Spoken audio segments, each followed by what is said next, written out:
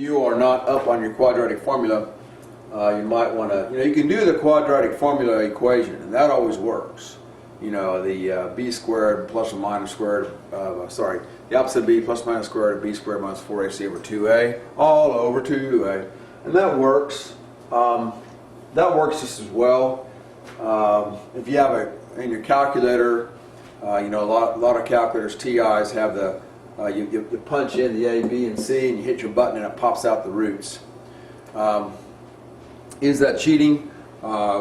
Some people would say no. So people go around the country teaching these ACT. It is, in fact, not legal to do that. But they don't check. I'm not advocating that. In fact, I'm the one that says don't use a calculator, because usually calculators will slow you down. I mean, have a calculator with you, but don't use it all the time. Now, if you happen to be an expert at quadratic and you can punch in. If they're not going to clear your memory, I guess I'm not advocating that you go for it, but that's kind of up to you. What I would do, I'd probably skip this one the first time through, as I'm going through and trying to work all those. Take less than a minute, because this is probably going to take a little bit of work unless I quickly see it. And because of that 3 right there, I can't go right to the answer. And quickly, you can do the factor thing. So because of that 3, we got a little bit of a fly in the ointment. So I'll work it. I guess I can work it both ways. Let me work it the old-fashioned way without the quadratic formula first, and see if that's what you like. That's kind of what I'd probably go with at first. That's going to be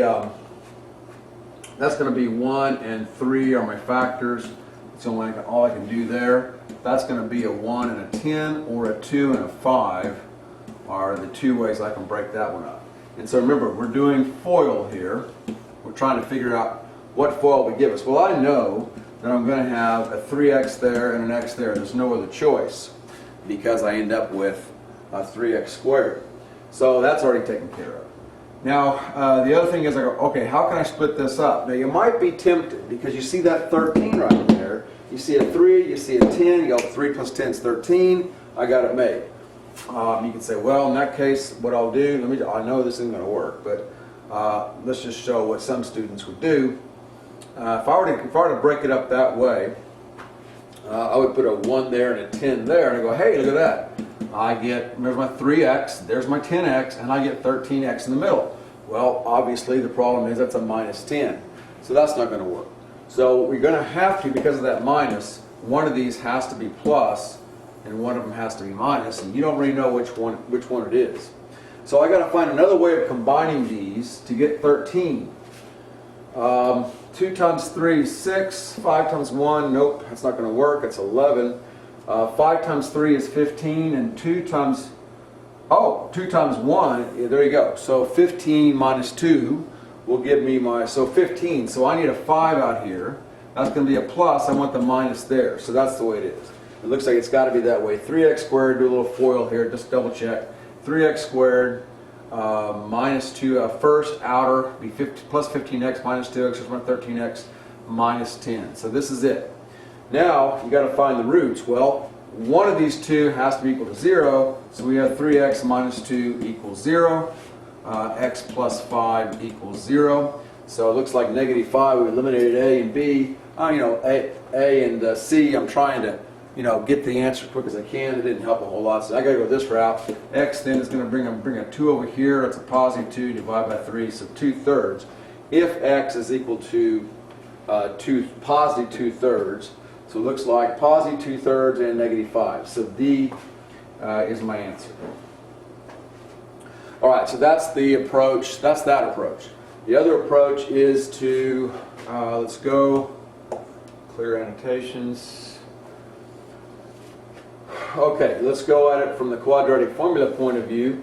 And remember the quadratic formula, if I'm trying to solve for x, x is the opposite of b plus or minus the square root of b squared minus 4ac all over 2a. Alright, so let's just plug and chug. Sometimes this thing gets kind of nasty though, and you might be wishing you'd gone back to that first approach. I think I solved that in about a minute. Wouldn't you guess? I didn't put a timer on me, but alright, what I ought to do, hey, I'm going to add a timer the next time and see how long it takes me to solve a problem. But then again, I'm explaining. So that's probably not, let's not do that. I'm not trying to freak you out or anything, rush you through it. All right, so the opposite of b, so negative 13 plus or minus the square root of, oh gosh, 169 minus 4 times 3, be careful here on your signs, times negative 10 all over 2a, which is all over 6. Geez, this is looking worse than what I had. All right, so let's see, hopefully that square root will end up nice. Negative 13 plus or minus the square root of, okay, that's going to be 12. 12 times 10 is 120, but then now it's a positive 120. So I got 169 plus 120 in there, which is, looks like it's 189, no, 289, and 289, where's my, come on, where's my head? 289, you should know this. 289 is, sorry, it's been a while. I need my trusty calculator. Here's where a calculator come in handy. I know 289 is a perfect square. And so 289 square root, where's square root about the second square root? Okay, second square root, 289, 17. I kind of thought it was 17, but wasn't 100% sure. Okay, so that's 17. So I get, and that's all over 6. You know what, this is taking longer than the other approach. And I bet that's the way it's going to be. Anyway, unless you add that, unless you want to kind of fudge the rules a little bit and have it in your calculator. So we have negative 13 plus or minus 17 all over 6. And so it looks like as we have choices here, it's either going to be, x is going to be, that's going to end up being, yep, 30 over 5, which is negative 5. If I go the negative route, I go the positive route, it's 4 over 6, and it's 2/3. So that works as well. Take your choice. If you're comfortable doing that, that's fine.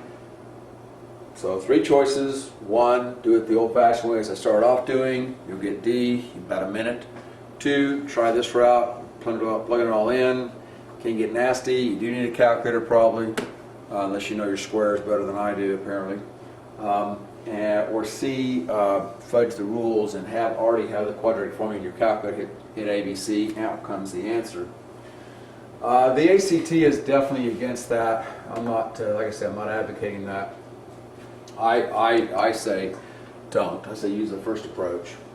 But what they'll do is, for those students that are still trying to do that route, they'll make it so that your calculator is like the answers, this will all be symbols and the answers won't be something you can get out of your calculator. But sometimes calculators do help. For about 6 out of 60 questions, it really comes in handy. All right, next problem.